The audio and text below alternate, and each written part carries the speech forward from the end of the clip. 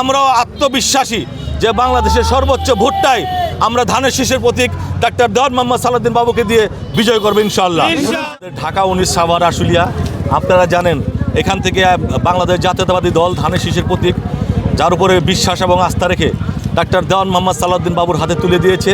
তাই আমরা ডাক্তার দেওয়ান মোহাম্মদ সালাউদ্দিন বাবুর বার্তা মানুষের দ্বারা দ্বারা পৌঁছে দিচ্ছি এবং তার জীবন বৃত্তান্ত আমরা মানুষের কাছে তুলে ধরছি। উনি আপনারা জানেন, ওনার বাবা এই সাভারে 45 বছর একটা ইউনিয়ন কাউন্সিলের চেয়ারম্যান ছিলেন। ওনার বাবা সাভারের এমপিও ছিলেন।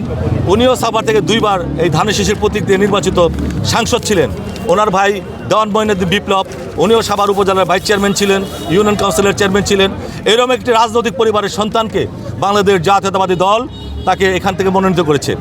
আমরাও এরকম ভালো একজন ক্যান্ডিডেট, একজন শিক্ষিত, মার্জিত, স্মার্ট, একজন বিসিএস ক্যাডার, একজন ক্যাডেট, একজন গভর্নর, লায়েন্সের গভর্নর ছিলেন উনি।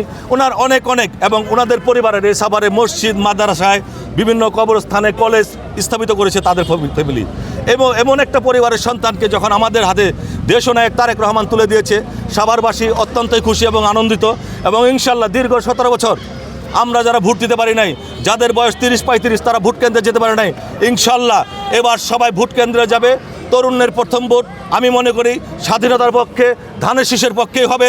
তাই আমি বলবো সারা সাভারবাসীকে আগামী 12 তারিখে ঘরে বসে না থেকে সবাই ভোট কেন্দ্রে যান, ভোট দেন।